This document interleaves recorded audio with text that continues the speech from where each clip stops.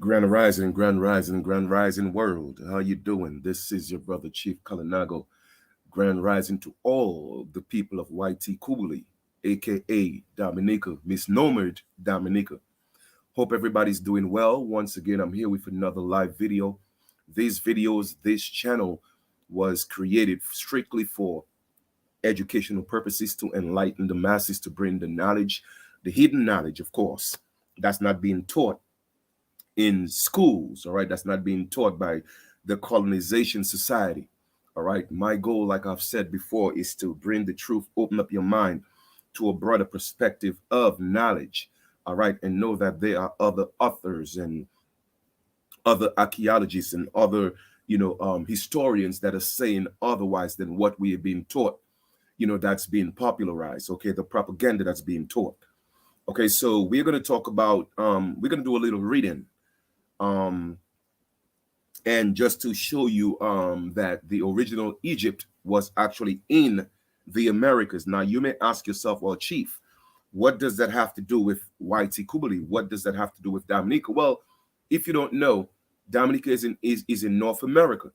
And one of the original names for the American continent, particularly the North America, was called Turtle Island, like a turtle. Turtle Island. Okay, so we are also Turtle Islanders. All right. So my goal, once again, is to teach you about our story, because our story is a mystery. That's why it's called my story. My story. If you look at the word my story, it's also almost spells as mystery, right? Right. But then his story is history. So we're gonna kind of like go past his story and go into mystery, which is my story, your story, our story. Okay, so it's important to know. And like I said before, I had so many visions of all these things and images my ancestors were showing me, but it was only when I started doing extensive research and I did my DNA test. I did a rare genes test, and I realized that on both my parents' side, both my mother and my father, we had alleles on both sides, and I am literally a direct descendant of the Pharaoh Akhenaten. And it was when I started doing my extensive research, like I said, I realized it started making it just literally like a puzzle that came together and created a perfect picture painting, and my DNA, whatever the books that I read, and this, on the stories, okay, from the prehistoric books that I read, literally it adds up and it makes sense. It's actually incoherent with my DNA and my ancestry. Okay, so to me, that's just proof again of what I'm studying and what I'm teaching. So let us go ahead and read from this book.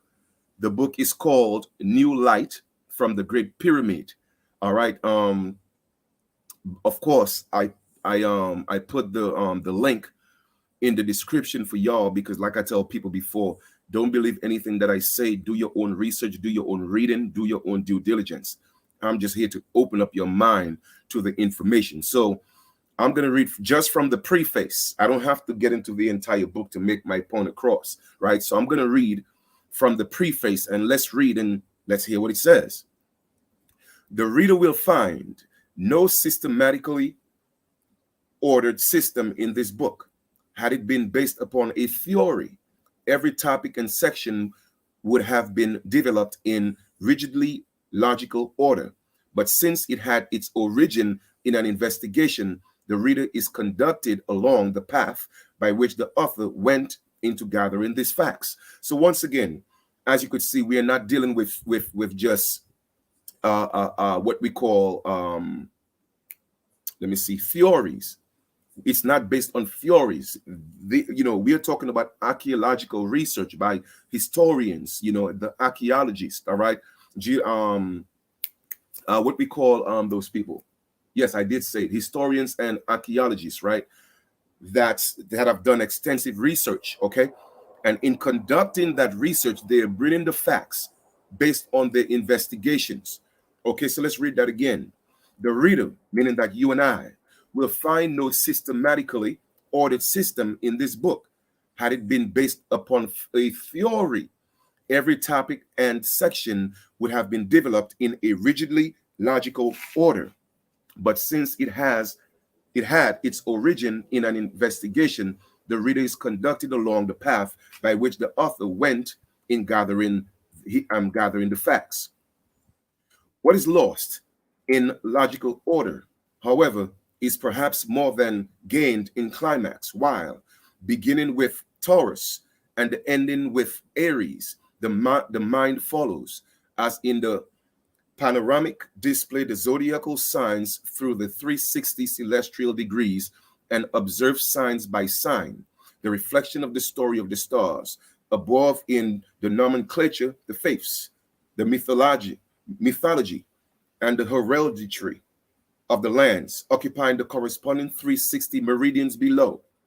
When we hear of the growls of the Russian bear or of the flapping of the wings of the American eagle, we recognize at once that the familiar heraldic emblems of Russian Empire and the American Republic. So far, however, as the present writer has been able to ascertain, it has never before been shown that a prehistoric universal astronomy, astronomically geologic, geographical system allots only bears set in the stars of Russia and only eagles to America. So let's read that again because, kind of get a little tongue tied here for a second, right? But anyway, so far, however, as the present writer has been able to ascertain, it has never before been shown that the prehistoric, now once again, we are going into prehistory, not historic, but prehistoric information, universal astronomical geographical system allots the only bears set in the stars to Russia and only eagles to America. So the eagle belongs to America. And it's just so amazing, like I said, with my story, that my ancestors came to me in a vision and gave me the name that I have, Chief Kalinago Flying Eagle. Okay. This system also displays the zodiacal constellation of Taurus over the Taurus Mountains, Perseus over Persia, Orion over Iran, Medusa over the land of the Medes, the British unicorn, between the meridians of British India, Capricornus, Pan over Panama, Cygnus, Canaan over Canada, the ram or lamb of God over Rome, and the flaming lion over China. This flaming lion, though now a familiar figure in bric-a-brac and art shops in bronze, porcelain, chinaware, or wood, offers apparently an exception to the coincidences existing between the skies and the different quarters of the globe, since between the skies and the different quarters of the globe, since the lion brings our thoughts rather to Great Britain than to China. The exception, however, is only apparent. The lion belongs to China in the first place by virtue of prehistoric astronomical allotment, the constellations as we know them being described by Hesiod 1000 BC, as even at that period of the immemorial antiquity, whereas the appearance of the lion in the British Isles dates from a comparatively recent period. Secondly, history, tradition, and philology unite in indicating Noah or one of his sons as the founder of the Chinese Empire, with its patriarchal characteristics, while the Anglo-Saxons are not the original inhabitants of the British Isles, but an invading race. Precisely how, when, and why the British came into possession of the Lion of China and the Unicorn of India are points that remain to be elucidated, but it may confidently be expected that the discovery of the fourth will prove the long-lost key to the origin and significance of British arms and of the ancient heraldry in general. Surely it is significant discovery that during the reign of the first English Empress of India, the British unicorn is found inseparably associated with the land of India. It would seem, moreover, that the stars connect England with the Crimea, for the constellation Taurus in the bull, and John the Bull is the British Empire, while the Crimea is situated between the meridians of Taurus and its ancient inhabitants, the Scafians. ancestor of the Saxon race, are still indicated upon all classical maps as the Tauri, or people of the bull.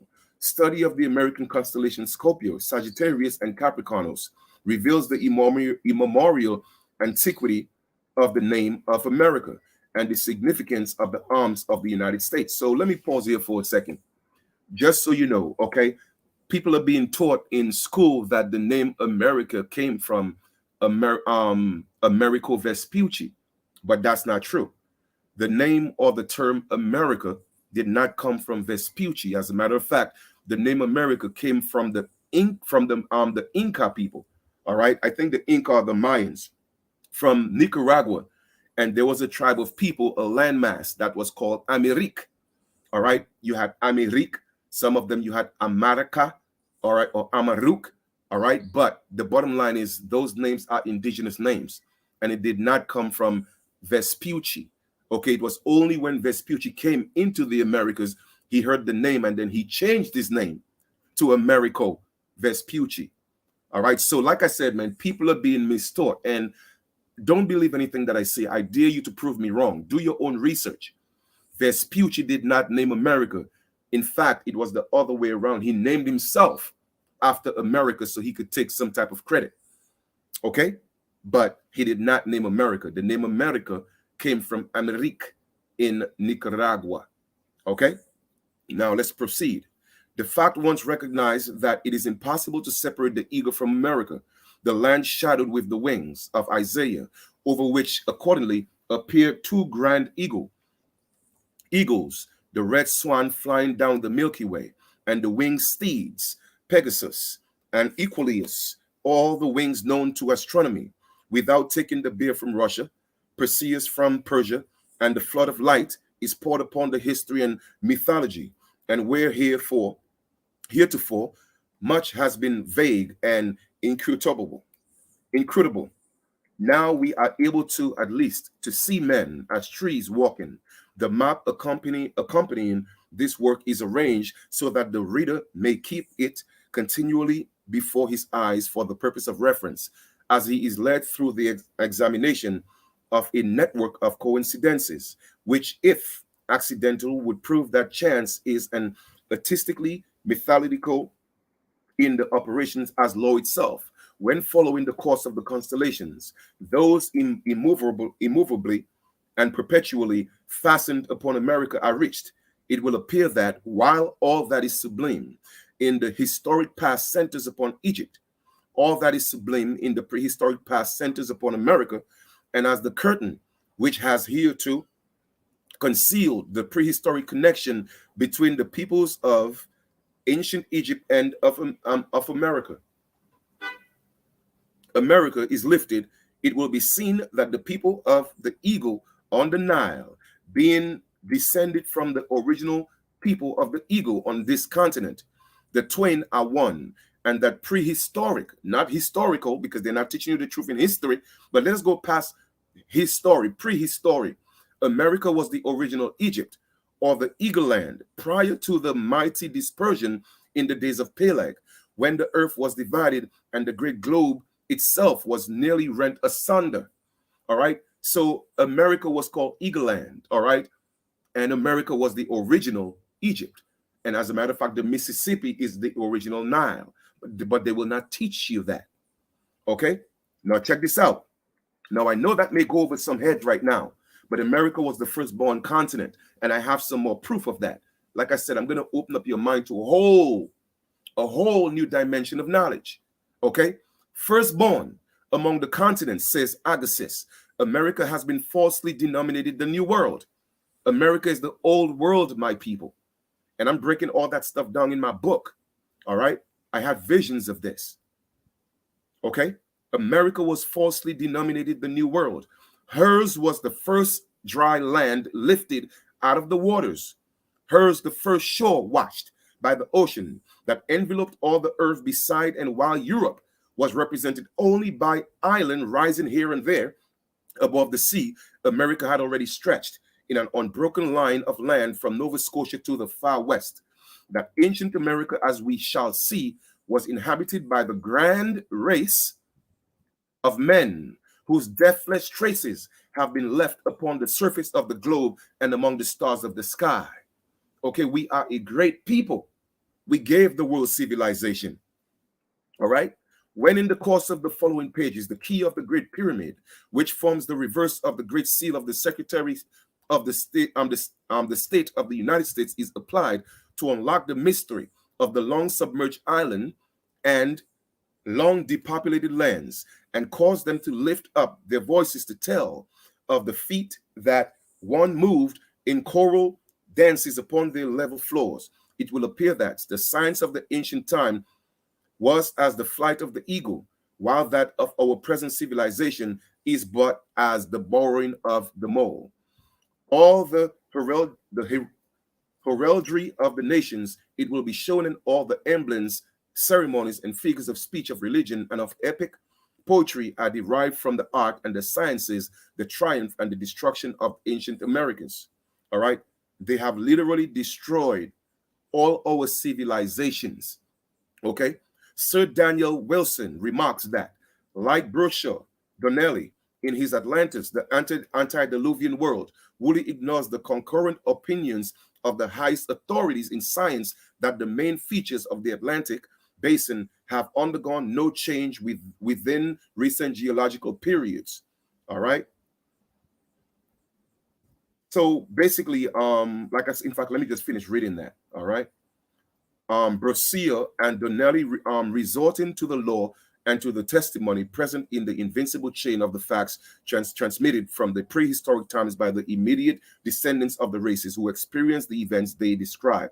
Why should not they ignore mere opinions of today based upon geological theories of orderly cause of nature as demonstrated in the laboratory experiments of the scientists who will perceive in the terrestrial effects of the one dreadful night of Isaiah and of Plato, only changes gradually produced in the slow course of unnumbered hundreds of thousands of years. Certainly science who, and I don't have to read all of that, right? But I'm just, giving you a synopsis of, or what I call the preface, or what they call the preface of the book. But you have the book yourself.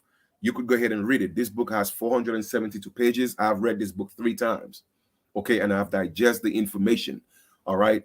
For those of you, once again, who are in doubt as to where Dominica is and what Dominica is, let me go ahead and share this for y'all real quick.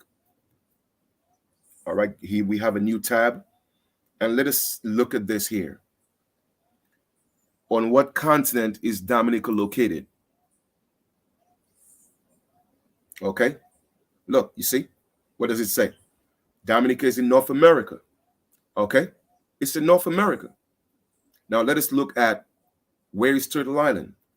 What is Turtle Island? What is Turtle Island? Turtle Island is a name for North America, okay, used by us indigenous people. All right, so we are Turtle Islanders.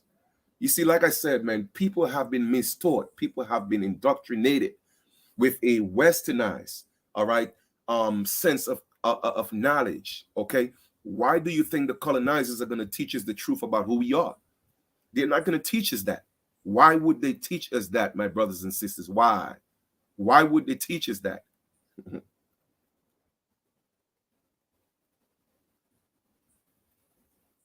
Let me see if I could find something for y'all. Give me 1 second. Okay.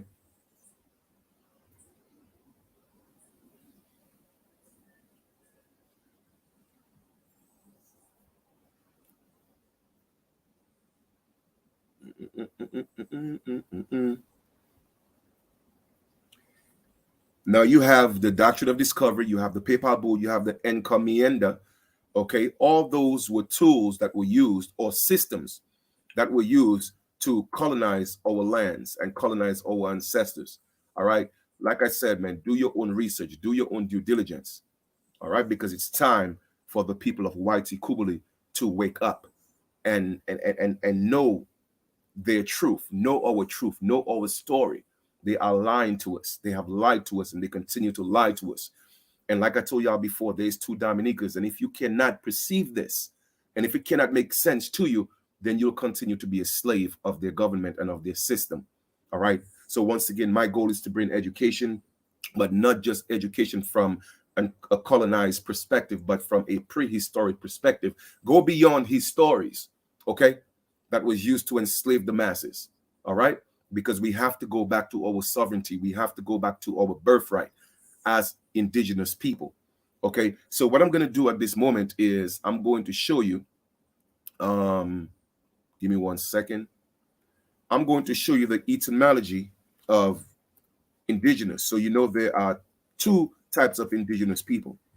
And I'm going to show you exactly what it is right now. So the etymology of indigenous. So when you hear me talk about us being indigenous, there are two definitions. Okay. And that's why they have, it's all in the words. In the beginning was the word, right? And the word became flesh. So therefore, the words that we speak, it creates our reality. You feel me? That's why I don't tell people good morning, because when you tell people good morning, when people die, they moan, right? Now, somebody may say, oh, well, Chief, you know what? The words are spelled differently. No, the universe does not vibrate on spellings. The universe vibrates on tones and vibrations. Tones, vibrations, and frequency. And every word, every sound per se, it has a vibratory frequency. Okay. And a lot of them are low vibrations. So a spell has been cast on the people. That's why when they are children, they teach us to do what? To spell words, say our ABC, because they're all casting spells, because they know that it's in the word. All right. So when you look at the etymology of indigenous, what does it say? Guess what? It has two meanings: born or originating in a particular place. So yes, anybody could be indigenous. Even Caucasians, even so-called white people are indigenous to America, but they are not originating, because if you are just born, you are a native. And that's why they're able to get away with the trickery. Even in the United States, they call these people Native Americans. Yes, they are Native Americans, but they are not original Americans. You feel me? So you see how the game was played with the words. All right. So let's go back to the Caribs. The people that look like the Mexicans, they are not the original Caribs, but they are native Caribs, meaning that they were born in YT Kubuli, but they are not the original. So they are not originating. You feel me? So for me, I am indigenous, but I am an original and born and original. I am born and original, but they are only born, which is what native means. That's what native means. So therefore, even in the United States, the native, they're not even Americans. They are United States citizens. And I've already broken that down to y'all, what the United States is. You feel me? If you don't know these things, you will not get it. All right. So don't allow it to go over your head. I know this is new information, but take your time and process it. Learn the etymology of words. The etymology of a word is the foundation, the root, the meaning of the word, the energy it was meant to carry. So like I said, I don't tell people good morning. I say grand rising. I say greetings. I say good day. Okay. So that is the etymology of indigenous. It's either you are born or originating or both. We are both. The natives are just born. They are not original. They are not American Aborigines. Okay. All right then. So I hope you found some value in this lesson. Do me a favor, please share the videos, subscribe. I want to share this channel with as many people in YT Kubuli as possible, whether they are here or whether they are overseas. Get it to them. All right. It is time, because I want to help people make a paradigm shift in their thinking, in what they were taught, so we could find a whole new love for our country. This is our birthright. This is ours. It belongs to us. And we should not allow any government to play politics with the people, all right, to take the people's sovereignty and turn them into slaves. And that's what's being done. And like I said, I was sent to change this. And this is just the beginning. I love y'all.